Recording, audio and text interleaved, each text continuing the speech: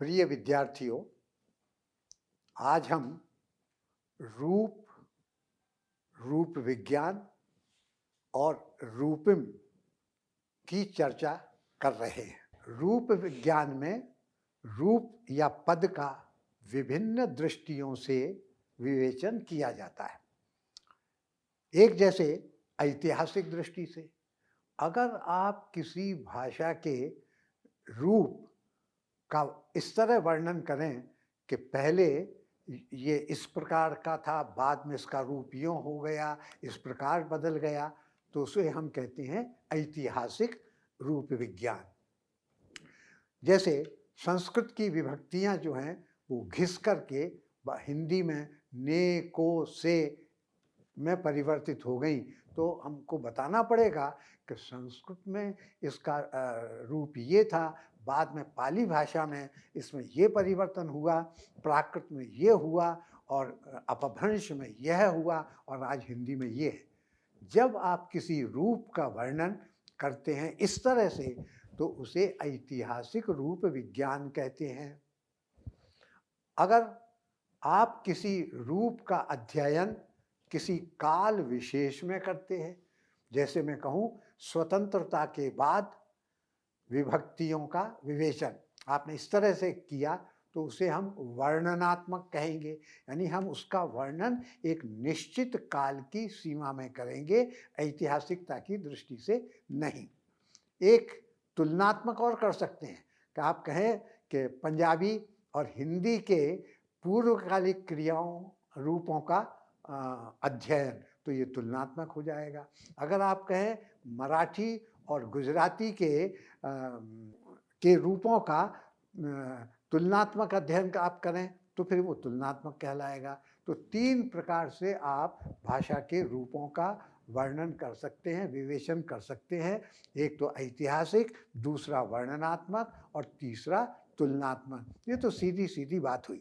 तो भाषा की इकाई वाक्य है, वाक्य की इकाई शब्द है और शब्द की इकाई ध्वनियाँ हैं। मैंने यहाँ शब्द का प्रयोग किया है, ये सामान्य अर्थ में है, आप किसी उसको शब्द कह सकते हैं, किंतु रूप विज्ञान में कोश में दिए हुए शब्द का अर्थ अलग है और भाषा में जो प्रयुक्त होते हैं उनका अर्थ अलग है।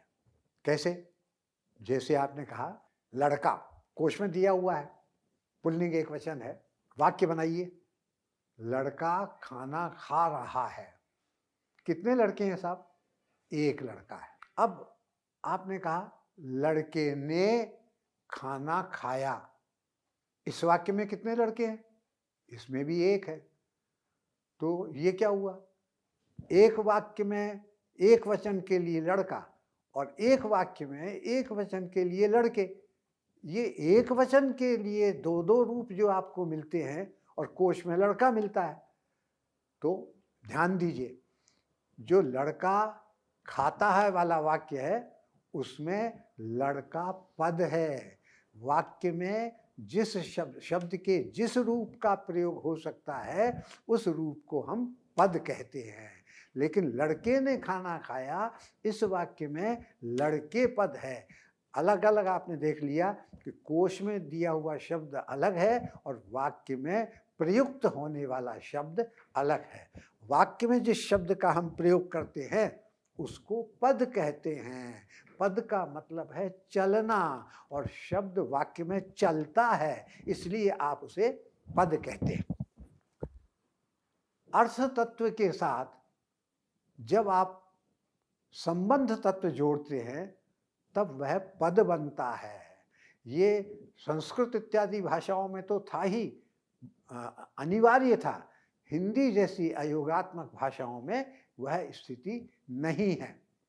तो एक नियम था कि बिना प्रत्यय जोड़े शब्द पद नहीं बनता। लेकिन तो लड़का जा रहा है, इसमें लड़का के आगे तो कुछ नहीं जुड़ा हुआ है, फिर आप इसे पद कैसे कहेंगे?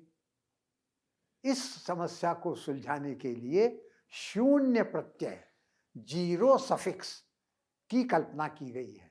कि जहाँ पर आपको लड़का जाता है जैसे वाक्यों में लड़का के आगे कोई विभक्ति नहीं, कोई प्रत्यय नहीं लगा हुआ है, वहाँ पर आपको शून्य प्रत्यय मानना चाहिए। ठीक, ये बात आपको समझ में आई? तो कोश में दिए हुए रूप को प्रकृति कहते हैं या शब्द का मूल रूप कहते हैं। उसमें जब प्रत्यय जोड़ा जाता है तो उसे हम पद कहते हैं। तो प्रकृति plus Pratyaya is equal to पद। इस पद का प्रयोग वाक्य में होता है। और वो जो कठिनाई आपकी आई थी कि बिना प्रत्यय के ही आपने तो प्रयोग कर लिया, उसमें हमने प्रत्यय लगा दिया, शून्य प्रत्यय लगा दिया, तो कोई कठिनाई नहीं है, हमारे नियम में कहीं अपवाद पैदा नहीं होता, कोई दिक्कत नहीं आती। पाणिनि ने पद की परिभाषा दी थी, सुप तिङन्तम पदम, अर्थात सुप ये प्रत्यय है, ये संज्ञा, सर्वनाम और विशेषण के साथ जुड़ने वाले प्रत्यय हैं। इनको तो कहते हैं सुप। और ये संस्कृत में है 24, क्यों 8 कारक में 8 रूप, और उनमें आपके सुप प्लस अंत संधि बनी सुबंत, जिसके अंत में सुप प्रत्यय जुड़ा हुआ हो उसे पद कहते हैं। तो और ये तिङन्त क्या है? जिसके आगे ती प्रत्यय जुड़ता है, ये धातुओं के साथ ही जुड़ता है, वो क्रियापद कहलाता है। तो पद वास्तव में शब्द प्रकृति और उसमें जब हम ये प्रत्यय जोड़ते हैं तो पद बनता है। इस बात को कम से कम पढ़े लिखे लोगों को बहुत ढंग के साथ प्रयोग करना चाहिए। पद को शब्द, शब्द को पद, ऐसा नहीं कहना चाहिए। अब इसमें आप देखें, जब हम पद का वैज्ञानिक नियमों के अंतर्गत अध्ययन करते हैं तब हम उसे पद विज्ञान कहते हैं। पद क्या हुआ? एक तो अर्थ तत्व और संबंध तत्व। निष्कर्ष रूप में आप ये कह सकते हैं कि शब्द जब वाक्य में प्रयुक्त होने के योग्य होता है तो उसे पद कहते हैं। अयोगात्मक भाषाओं में पद शब्द से अलग नहीं होता, लेकिन नियम की रक्षा के लिए हम उसमें शून्य प्रत्यय की कल्पना कर लेते हैं। ये देखें कि ये जो प्रत्यय संबंध तत्व है, ये कारक विभक्तियां संबंध तत्व हैं। तो हिंदी भाषा में जैसे आपने शब्द के स्थान से आप संबंध प्रकट कर देते हैं। जैसे आपने कहा ग्राम मल्ल, गांव का मल्ल, मल्ल यानी पहलवान, गांव का पहलवान। इसमें गांव शब्द को पहले और मल्ल को बाद में लिखकर आपने ये अर्थ इसमें से प्रकट किया। अब अगर मैं इन दोनों के स्थान को बदल दूं तो मैं कहूं मल्ल ग्राम, मल्लों का ग्राम, अर्थात ऐसा गांव जिसमें बहुत सारे पहलवान रहते हों उसे आप मल्लग्राम कहेंगे। ये जो आपने संबंध प्रकट कर दिया, ये केवल शब्द के स्थान को बदल करके ही प्रकट कर दिया है। आप ऐसा भी कर सकते, तो ये एक प्रकार हुआ संबंध प्रकट करने का। दूसरा ये हो सकता है कि आप पद को ऐसा का ऐसा ही छोड़ दें और मूल शब्द के रूप में ही छोड़ दें उसको। अंग्रेजी में देखिए आप, जैसे आई गो, ठीक है, आई के स्थान पर आपने वी कहा, वी गो, गो ऐसा कैसा छोड़ दिया आपने, लेकिन वो बहुवचन बन गया। ऐसा का ऐसा छोड़ करके भी आपने संबंध तत्व को प्रकट कर दिया है। यू गो, ये तो पहला मैंने प्रकार बताया था, शब्दों के स्थान परिवर्तन से संबंध तत्व की अभिव्यक्ति हो जाती है। शब्द को ऐसा का ऐसा छोड़ करके भी हो जाती है, और कभी कभी स्वतंत्र शब्द, जैसे हिंदी में का, के, की, ये जो हैं आपके संबंध तत्व हैं, तो इनके द्वारा आप संबंध प्रकट करते हैं। कभी ध्वनि प्रतिस्थापन, शब्द की एक ध्वनि के स्थान पर दूसरी ध्वनि रख करके भी आप संबंध तत्व को प्रकट करते हैं। अंग्रेजी में एक शब्द है सेंड, SEND, सेंड, भेजना। आप सिर्फ डी की जगह टी रख दीजिए, सेंट, पास्ट टेंस हो गया। इसी तरह हिंदी में देखिए आप, वसुदेव, अब आप इसमें वा कर दीजिए वे के स्थान पर, वासुदेव, तो ये कृष्ण हो गया इसका अर्थ। और वसुदेव कृष्ण के पिता का नाम था। तो हम ये इस प्रकार से संबंध तत्व को प्रकट करते हैं, और संबंध तत्व जुड़ा हुआ शब्द पद कहलाता है। इस बात को ध्यान में रखिएगा। ये जो मैंने प्रत्यय की बात कही, प्रकृति प्लस प्रत्यय इक्वल टू पद, थोड़ा सा दीजिए। ये जो आपका प्रत्यय है, शब्द के प्रारंभ में जुड़ सकता है, शब्द के मध्य में जुड़ सकता है, और शब्द के अंत में भी जुड़ सकता है। जैसे अफ्रीका के बांटू परिवार की भाषाओं में ती, छोटा ती का अर्थ है हम, नि इसका अर्थ है उन, और कु इसका अर्थ है संप्रदान, ये संप्रदान का चिन्ह है।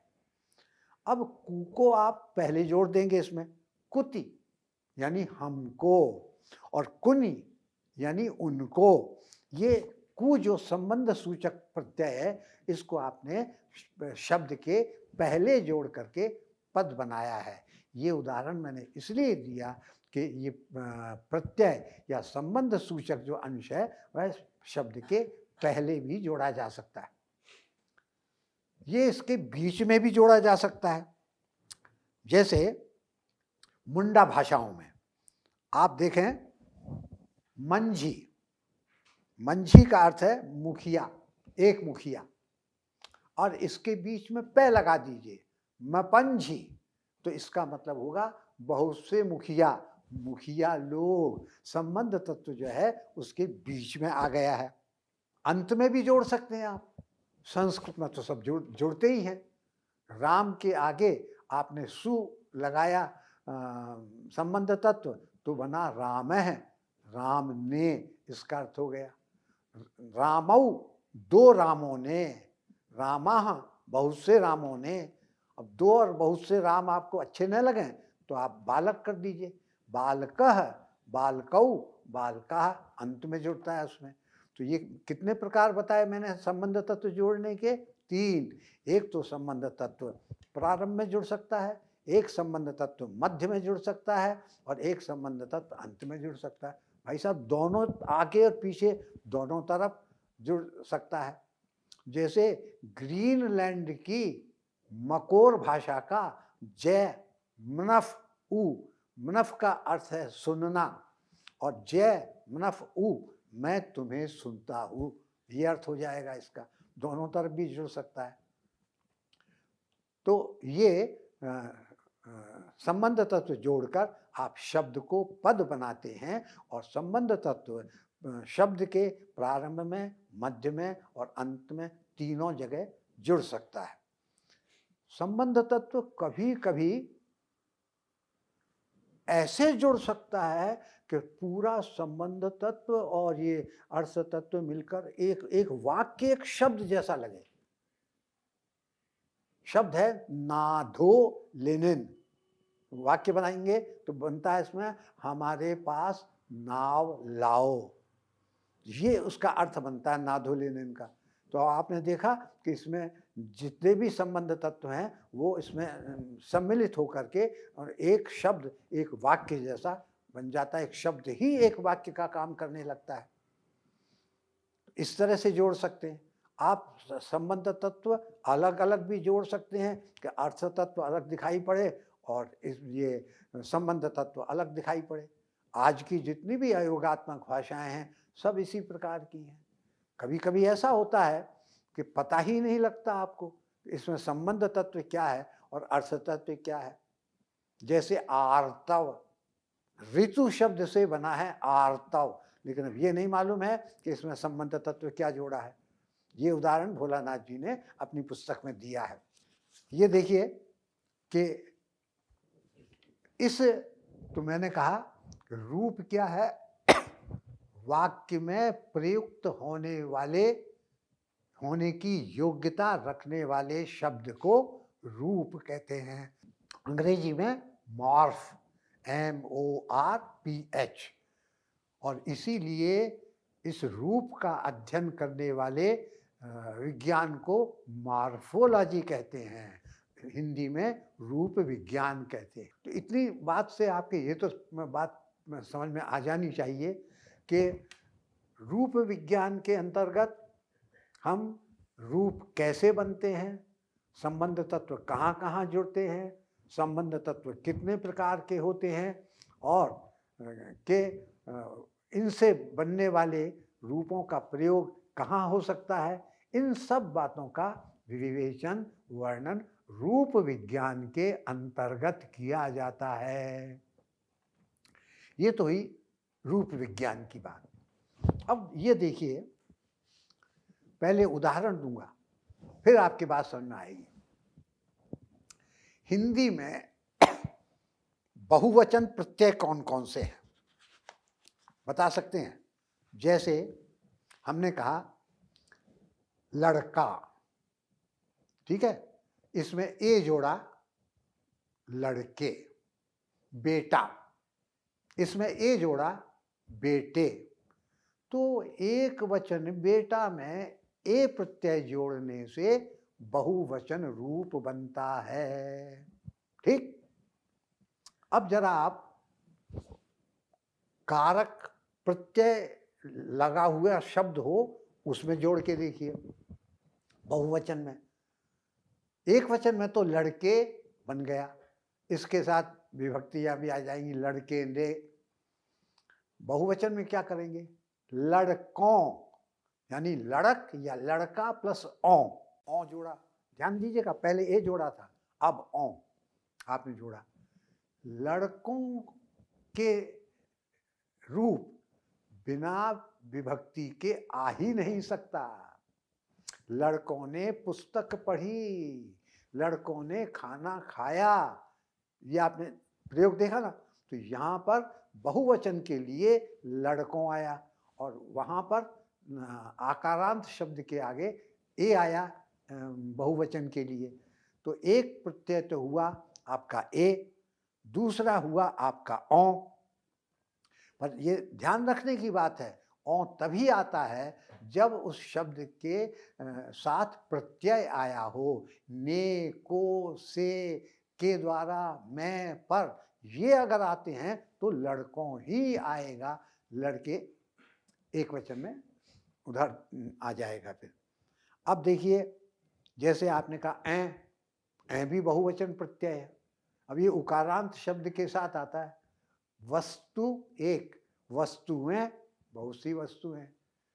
बहु एक, बहुएं बहुत से बहुएं आपके आ गई। ऐ लग रहा है इसके, तो तीन तो आपने देख ही लिए। एक तो आपने देखा ए बहुवचन का प्रत्यय, एक आपने देखा ऐ बहुवचन का प्रत्यय, अब एक आपने देखा औ। औ में औ आपने देख लिया, अब आ आप जोड़ के देखिए। जैसे या, एक ही बात रहेगी, उसमें या आ जाएगा। जैसे आपने कहा लड़की, लड़कियां, नदी, नदियां, जाति, जातियां, इस तरह के प्रयोग होंगे। तो ये जो आपके हुए ए, औ, ऐ और आ, ये अर्थ की दृष्टि से सब समान हैं, अर्थ में परिवर्तन नहीं करते। अर्थ में ये बहुवचन बनाने वाले प्रत्यय हैं। तो जब इनका अर्थ एक है, अर्थात ये बहुवचन बनाने वाले प्रत्यय हैं, तो वही जैसे ध्वनि में हमने किया था, हम इसमें भी कर सकते हैं कि हम एक को तो मान लें रूपिम, जो अर्थ बदलने में सक्षम है रूपिम, और बाकी के जो रूप हैं उनको मान लें सहरूप या सहरूपिम, उनको आप कहें। इसे लिखेंगे कैसे?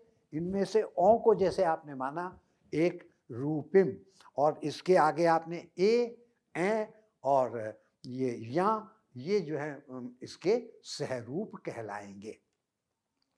अंग्रेजी में भी देखा है, हैट, एक वचन है ना। अब इसमें एस लगा दीजिए तो उच्चारण देखिएगा, हैट्स, से का उच्चारण आ रहा है। अब हॉर्सेस में क्या करेंगे, HORSES, इसमें हॉर्सेस नहीं बोल सकते आपको हॉर्सेस बोलना पड़ेगा। तो एक तो इज हो गया, ये हॉर्सेस, बॉक्सेस और आईज, इन सब में आपने इज बोलते हैं आप उसको। और हेड्स, कैट्स, इनमें आप बोलते हैं से उसको। और ऑक्सन, इसमें इन लगाते हैं आप। तो इन भी बहुवचन का प्रत्यय है, से भी बहुवचन का प्रत्यय है, और इज भी बहुवचन का प्रत्यय है। और एक और बताया है, जीरो भी है बहुवचन का प्रत्यय। अब इनमें से एक को मानिए आप रूपिम और बाकी के मान लीजिए आप सहरूप या सहरूपिम, वही बात है।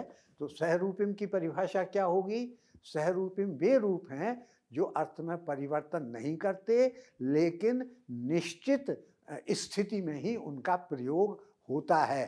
कि टी जैसे जिनके अंत में टी है, ऐसे शब्दों के साथ अगर आवे तो आप से का उच्चारण करेंगे, वहाँ पर कैट्स, हेड्स जैसे रूप बनेंगे। और औ का प्रयोग आप कब करेंगे, जब उसके आगे कारक चिन्ह आता हो। यहाँ का प्रयोग कहाँ करेंगे, जहाँ अंत में बड़ी ई आती हो, दीर्घ ई आती हो, जैसे नदियाँ, लड़कियाँ इत्यादि। तो एक को हमने माना उसमें से रूपिम, और शेष को हमने माना सहरूप या सहरूपिम, दोनों में से किसी का भी प्रयोग आप कर सकते हैं। इसके बाद हिंदी के स्त्रीलिंग प्रत्यय पर आप और नज़र डालिए। मैं आपको ये अलग अलग उदाहरण इसलिए दे रहा हूँ कि ये कंसेप्ट आपके माइंड में सही ढंग से बैठ जाए कि सहरूपिम किसे कहेंगे, कि जो निश्चित स्थिति में आवे और एक ही अर्थ में रहे, एक के स्थान पर दूसरा न आवे, ये भी ध्यान रखिएगा। जैसे सामान्यतः आकारांत शब्द, आकारांत का मतलब जिसके अंत में आ हो, आ प्लस अंत, आकार प्लस अंत, तो बना आकारांत। घोड़ा, इसमें ई जोड़ा तो बना घोड़ी, स्त्रीलिंग हो गया ना। अब फिर आकारांत देखिए, मामा प्लस ई मामी, चाचा प्लस ई चाची, ये दूध वाला प्लस ई दूध वाली। ये वे शब्द हैं जिनके अंत में आ है और आपने पुल्लिंग से स्त्रीलिंग बनाया है।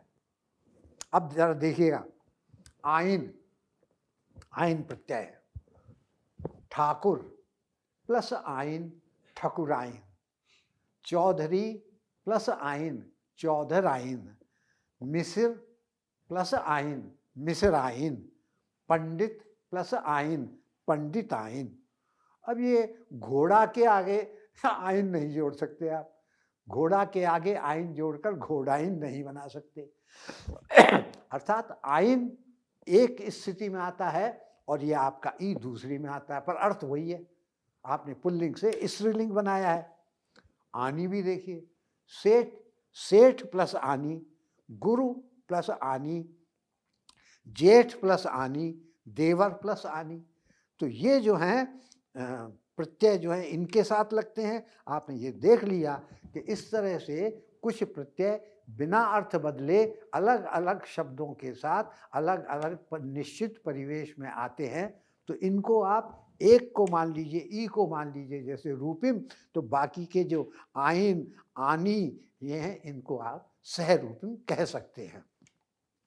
एक उदाहरण और दूंगा आपको, जैसे एरा, संबंध बतला रहे हैं आप, मामा प्लस एरा ममेरा, चाचा प्लस एरा चचेरा, ससुर प्लस आल ससुराल, दुकान प्लस दार दुकानदार, और सौत प्लस एला सौतेला।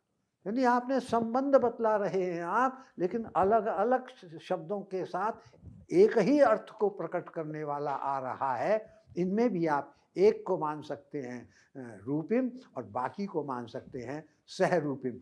आपने देखा कि दुकानदार आपने लगाया, सौत के साथ आप ये दार नहीं लगा सकते, सौतदार नहीं कर सकते, इसके साथ आप एरा नहीं लगा सकते। तो ऐसे प्रत्ययों को जो एक ही अर्थ में आते हैं लेकिन अलग-अलग शब्दों के साथ आते हैं, उनमें से एक को आप मानेंगे रूपिम और बाकी को मानेंगे सहरूपिम। ये इस तरह से मैंने आपके सामने रूपिम और रूप इनकी परिभाषा और स्वरूप को प्रस्तुत किया। इस तरह मैंने आपके सामने रूप की परिभाषा बतलाई, रूपिम की परिभाषा बतलाई और इनके प्रयोग की स्थितियां बतलाई और यह भी बतलाया कि सहरूप क्या क्या हैं। या तो आप सहरूप का प्रयोग करें या रूपिम सहरूपिम का प्रयोग करें, दोनों में से कोई कठिनाई नहीं, दोनों उसमें चलेंगे। धन्यवाद।